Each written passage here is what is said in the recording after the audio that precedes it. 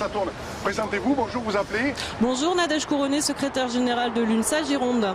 D'accord, vous êtes aujourd'hui dans la manifestation, comme dans d'autres. On parle justement que les convergences des luttes ne se font pas. Qu'est-ce que vous en pensez, vous?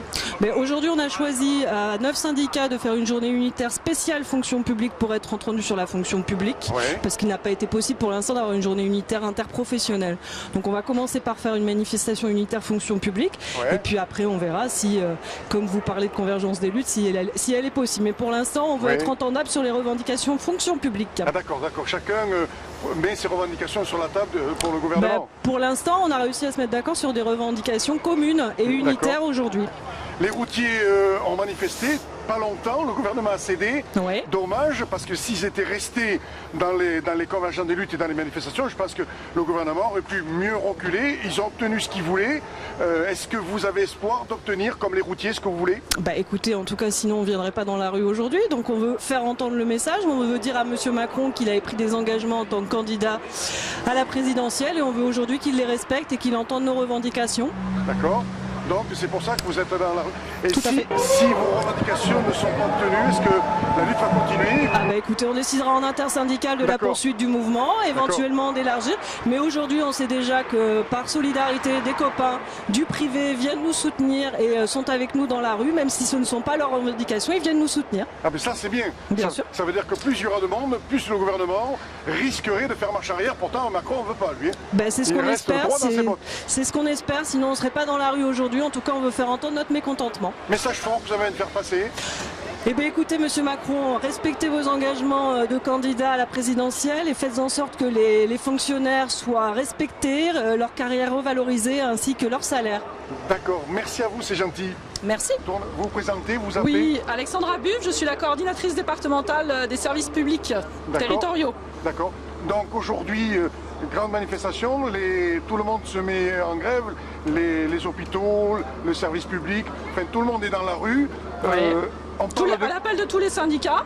De tous les syndicats. C'est une première que tous les syndicats... syndicats... Non, c'est pas une première. La dernière fois, c'était en 2007. C'est pas une première. Oui, mais depuis 2007... ça prouve que l'attaque est violente. D'accord. Donc, il faut tristement que l'attaque soit violente pour que les syndicats soient plus unis. Voilà, tout à fait. Tristement. Une simple question. On parle de convergence des luttes, c'est difficile d'arriver à converger les luttes. Les routiers ont pu obtenir satisfaction.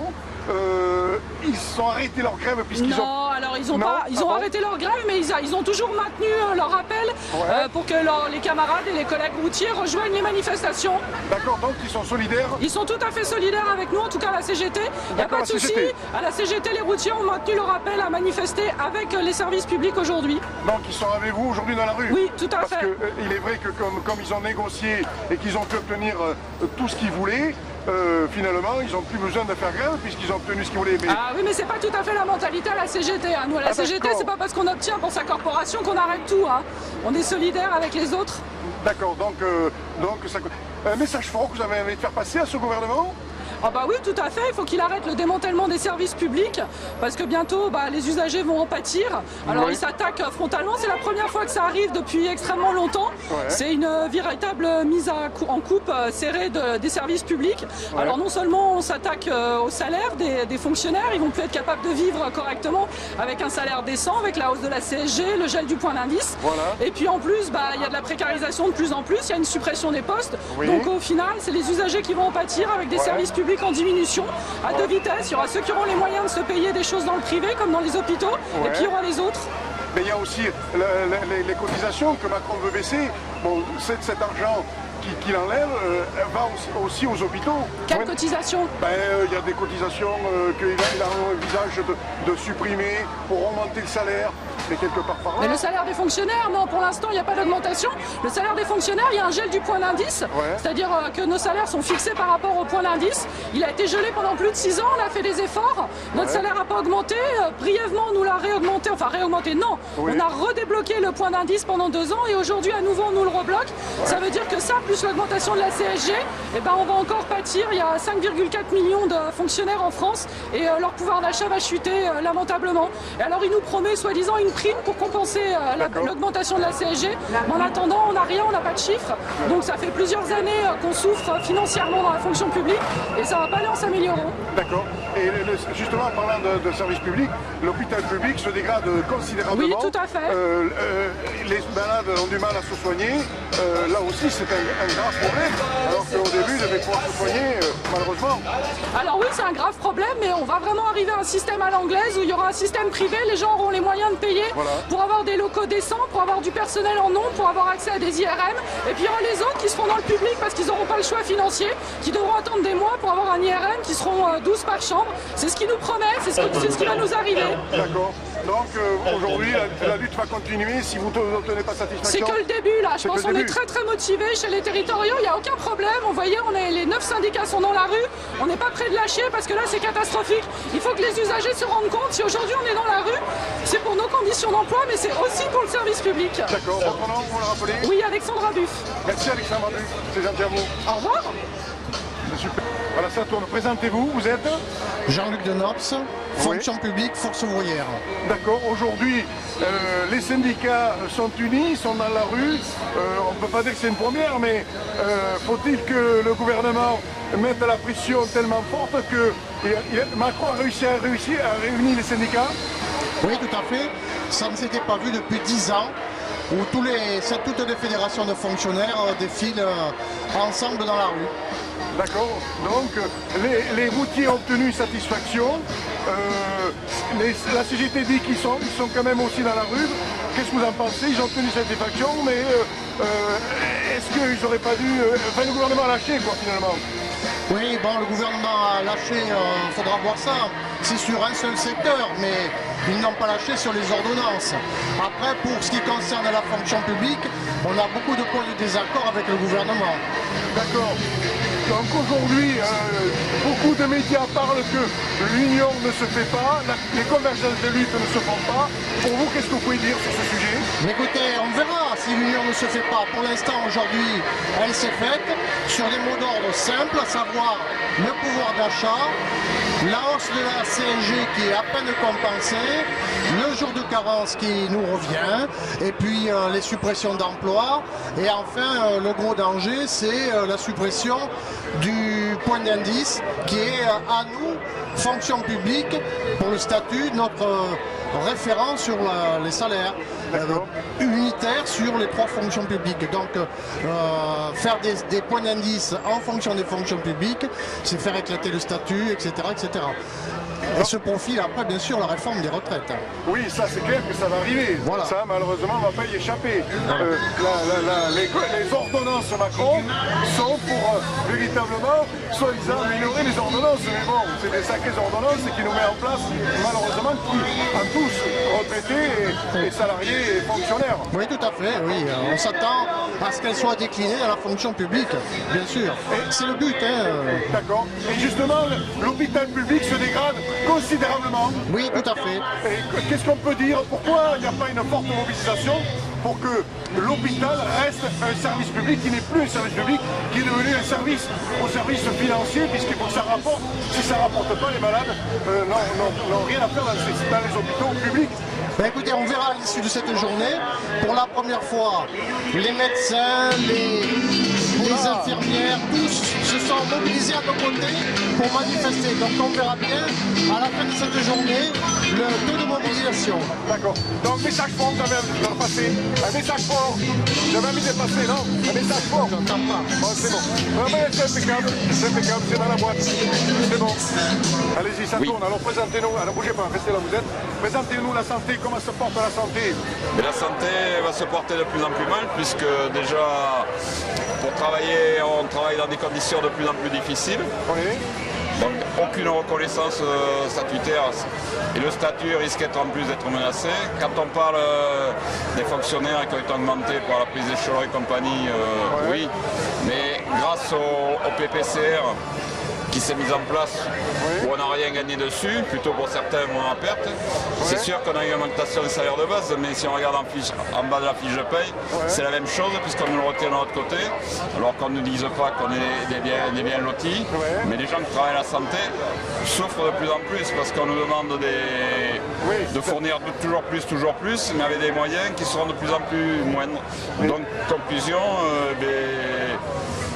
interviewer la santé. On va essayer de voir si on peut interviewer la santé. Alors justement, la santé là, ça nous concerne la santé. Il y aura du mal à prendre correctement on va essayer de concitoyens qui ont des problèmes de santé. Oui, justement, en parlant de nos concitoyens, malheureusement, ils ont des petits budgets, mais on leur demande de payer et de passer au tiroir en caisse, alors que ces gens-là n'ont pas d'argent, ils sont obligés de prendre des crédits pour pouvoir se soigner. Oui, mais enfin, quand on parle de la santé publique, c'est justement pour donner l'accès aux soins à tout le monde, quels que soient les moyens. Oui. C'est ça quand même notre mission première. Les gens, il faut juste rappeler que les gens n'ont pas choisi d'être malades.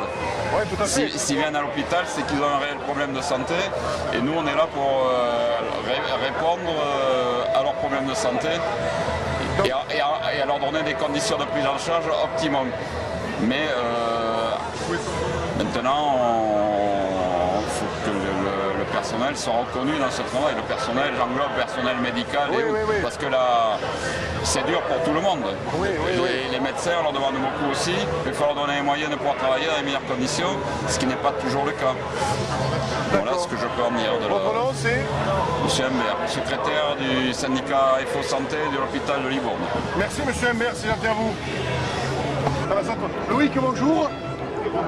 Loïc, bonjour. Bonjour, TV Bordeaux. Oui, alors tous dans la rue, ainsi que les Insoumis, et puis toi en tant que député avec l'écharpe de la République, tu es aussi dans la rue contre les ordonnances Macron. Oui, ce jour est un jour de mobilisation pour les fonctionnaires, puisque les ordonnances Macron n'épargnent personne, et le monde merveilleux de Macron, c'est aussi le gel du point d'indice pour les fonctionnaires. C'est 1200 postes qui seront supprimés sur le quinquennat, et on voit que ces mesures-là vont toucher avant tout l'offre de services publics. Je discutais avec des soignants et des soignantes, l'hôpital est en grande détresse et donc les malades aussi dans leur accueil. Donc voilà, c'est contre ça qu'on se mobilise aujourd'hui, et il n'y a pas d'histoire de corporation. Notre service public, nos fonctionnaires, ça nous appartient à tous, donc il faut être derrière eux. Et tu arrives à faire entendre ta voix à l'Assemblée nationale auprès des ordonnances qui sont mises en place. Est-ce que toi tu arrives à peser ou c'est difficile? L'idée étant de faire entendre notre voix et celle des gens qui galèrent et qui misèrent. Est-ce qu'on pèse? J'imagine que sur le rapport de force politique, oui. On voit avec la force avec laquelle ce gouvernement nous tape dessus, ça veut dire que vraiment on est le caillou dans leurs chaussures, et donc voilà, ça me rassure quant à l'action politique qu'on mène dans l'Assemblée, sans me faire d'illusions sur le poids immédiat, mais je pense que sur le long terme, notre voix sera entendue. Est-ce qu'il a réussi à mettre autant de monde que Sarkozy quand il y a eu ses réformes? Pour l'instant, ça prend tournure, la mayonnaise prend. La mobilisation, elle se poursuit, elle s'étend à divers secteurs. On fera les comptes à la fin. Donc pour l'instant, on est dans l'action, et voilà, on fera le bilan en fin d'étape. Merci Loïc, c'est gentil à toi. Merci à toi. Allez-y, alors la santé, comment ça se passe? Vous êtes quoi, infirmière? Vous êtes quoi? Oui, je suis infirmière au CHU de Bordeaux, à l'hôpital Saint-André. Ah, en plus, alors là, l'hôpital Saint-André, c'est une catastrophe. Le service public se dégrade considérablement. C'est exact, puisque les urgences vont se déplacer à Haut-l'Évêque. Ah bon? Oui. La réanimation aussi. D'accord. Et donc, on est amené à ne pas savoir ce qu'on va faire de l'hôpital Saint-André. Ah bon, il risque de fermer ou quoi? On n'espère pas, on va tout faire pour que ça ne ferme pas. Si ça ferme, vous allez où? Vous savez pas? Ah non, on ne sait pas encore, mais on va tout faire pour que ça ne ferme pas. Il y a aussi l'hôpital des armées qui risque de fermer. Tout à fait, c'est prévu. Plus Saint-André, ça fait du monde. Ça fait du monde, il y a peu d'urgences dans la métropole, donc ça va faire beaucoup de monde pour pas grand-chose d'urgence. Donc vous êtes là pour dénoncer le service public, enfin l'hôpital public qui est censé être au service public mais qui ne l'est plus. C'est exact, on n'est plus du tout dans les besoins de la population, on est en effet dans la dégradation des services publics. Tout à fait. Et le problème qui se passe, c'est que malheureusement, l'hôpital doit être un service de rendement. Il faut faire de l'argent à tout prix, au détriment des soins des malades, tristement. Aujourd'hui, les gouvernements qui se sont succédés, effectivement, ont décidé que l'hôpital devait être rentable et que ce n'était plus au service des besoins des malades. Mais c'est dû à Roselyne Bachelot, ça. Elle est un peu responsable de cette situation. C'est de la faute de tous les gouvernements gouvernements qui se sont succédés depuis plus de 50 ans, je crois. Depuis que la sécurité sociale existe, le patronat et les différents gouvernements ont décidé que c'était insupportable et donc il fallait détruire tout. Il paraît que ça va revenir à l'équilibre à la sécurité sociale en 2020. Le ministre dit, Édouard Philippe, en 2020, ça va revenir à la normale, c'est-à-dire qu'il n'y aura plus de déficit, il n'y aura plus rien. Oui, mais alors il dit ça, Édouard Philippe, mais à quel prix? C'est-à-dire avec des personnels totalement épuisés. Oui, et avec des services fermés et plus aucune réponse aux besoins de la population, avec une agglomération qui monte en population. Donc à quel prix? Quelle solution vous préconisez pour que ça aille mieux dans votre situation à vous? Comment vous voyez la situation s'arranger ou pas? Comment vous voyez ça? La seule solution pour que les choses s'améliorent, c'est pour l'hôpital, c'est une vraie budgétisation de la protection sociale. C'est la seule solution. C'est-à-dire qu'il faut mettre de l'argent sur la table? Bien sûr. S'il n'y a pas d'argent? C'est le nerf de la guerre. Oui, tout à fait. Pour pouvoir, vous, travailler dans des conditions mieux que vous travaillez en ce moment. Voilà, c'est ça. Parce qu'il manque du personnel. Ah, il manque du personnel partout. Il n'y a pas un service qui a du personnel correctement fourni. Un coup de gueule que vous avez envie de passer? Le coup de gueule que nous, on a envie de passer à l'hôpital, ce serait plutôt sur la pression managériale que l'on met actuellement sur les personnels. C'est insupportable. Les gens sont en souffrance. Ils n'arrivent plus à travailler correctement. Ils sont en train de crier à l'aide. On est en train de leur mettre une pression insupportable. On les menace. Et ça va jusqu'à certaines personnes qui vont jusqu'au suicide. Ah voilà, j'allais vous poser cette question. C'est qu'il y en a qui arrivent à suicider. Vous arrivez à déceler les gens qui risquent de passer à l'acte pour éviter qu'ils y passent? Oui, en effet, il y a des gros risques psychosociaux à l'hôpital. Et ça, la pression managériale en est la cause. Et ça, il faut que ça cesse immédiatement. On ne peut plus continuer comme ça. Donc il faut la pression sur ce système qui est mis en place sur le personnel pour que ça s'arrête. Ah oui, il faut que ça s'arrête immédiatement. Merci, votre nom c'est? Véronique Stevens, secrétaire de la CGT Saint-André. Véronique Stevens, merci Véronique Stevens, c'est gentil à vous.